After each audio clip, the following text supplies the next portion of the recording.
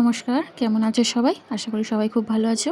আমি মৌসুমি আরও একটা নতুন ভিডিও নিয়ে চলে এসেছি তোমাদের কাছে। ভিডিওটা সম্পূর্ণ দেখার অনুরোধ রইল। দুপুরবেলা খাবারের জন্য লাইনে দাঁড়িয়েছিলাম, আর ওই যে দেখো একটা বাঁদর আমার পিছনে দাঁড়িয়ে আছে, সবসময় আমার পিছনে লাগে। এই যে এই বাঁদরটা।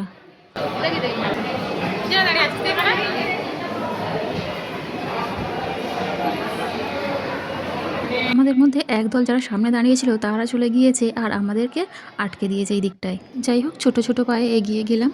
প্রথমে দিল প্লেট, তারপরে ভাত, তরকারি আর জল।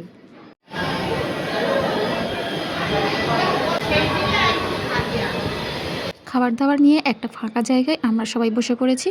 খেতে বসেও দুটো লাইন হয়ে গিয়েছে। ওইদিকে বসেছে একদল আর এইদিকে বসেছি একদল। ওদিকে বসেছে 9 জন, ওদিকে দল ভারী, আর আমরা এদিকে বসেছি 5 জন। এবার বলি খাবারের মধ্যে কি কি দিয়েছিল। প্রথমে দিয়েছিল ভাত, ডাল, বেগুনি, আলু পটলের তরকারি, মটর পনির আর পায়েস, আর সাথে ছিল একটা রুটি। এই সব কিছু ছিল মাত্র 80 টাকায়। দ্বিতীয়বার যদি কারোর ভাত বা তরকারি কিছু লাগে ওনাদের কাছে গেলে আবার দিয়ে দেবে। যাই হোক, খাওয়া দাওয়া করে আমরা চলে এলাম। আমার ভাইয়ের মন খারাপ, এরা সব ক্লান্ত। তোমার শরীর ঠিক আছে? শরীর ঠিক আছে? কি বলছে? শরীর ঠিক আছে? ছোট বোনের শরীরটা একটু খারাপ করে গেছিল, ভাত খেয়েতে একদম চাঙ্গা হয়ে গিয়েছে। খেয়ে দিয়ে রুমে গিয়ে আমরা সবাই মিলে একটা টানা ঘুম দিয়ে নিয়েছিলাম। তারপর সন্ধ্যাবেলা বের হয়েছিলাম সন্ধ্যা আরতি দেখবো বলে। এখানে এসে দেখলাম সবাই কেমন নাম সংকীর্তন করছে আর কি সুন্দর নাচছে।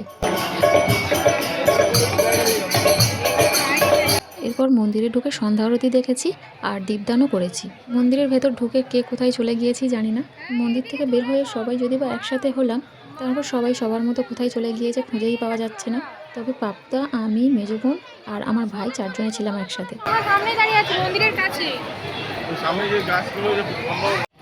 খুঁজে কাউকে পাওয়া যায়নি, যে যার মতো সে যার ঘুরে টুরে তারপরে চলে এসেছে হোটেলে। এখানে এসেও দীপাদি চানা তৈরি করতে শুরু করে দিয়েছে।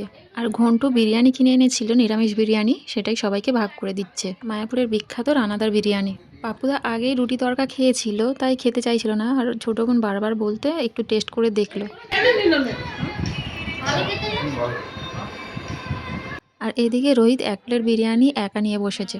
এই রুমটা একটু ছোট বলে এই রুমে সবাই উপস্থিত নেই, আর অনেকটা রাত হয়ে গিয়েছে, তাই মেসোমশাইরা খেয়ে শুয়ে পড়েছে।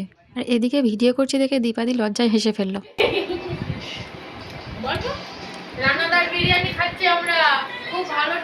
যাই হোক, ভিডিওটা তাহলে এখানেই শেষ করছি। আর পরের ভিডিওতে পাপুদার জন্মদিনে আমরা কি কি করলাম সব আছে, তাই এই ভিডিওতে বেশি করে লাইক করো আর আমার চ্যানেলটাকে সাবস্ক্রাইব করে দাও।